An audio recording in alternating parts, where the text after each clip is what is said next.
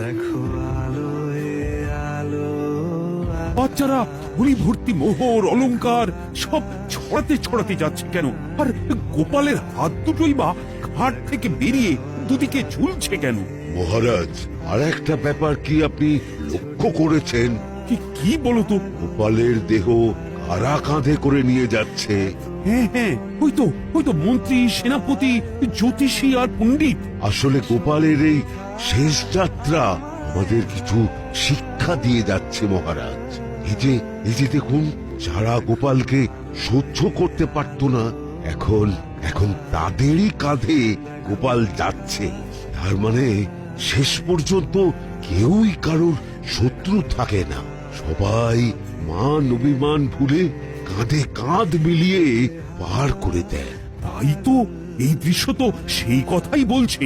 আর ওই যে মোহর আর অলংকার ছড়িয়ে যাচ্ছে, সেটাও বুঝিয়ে দেয় যে এই অর্থ, সমৃদ্ধি সবই ফেলে একসময় চলে যেতে হবে।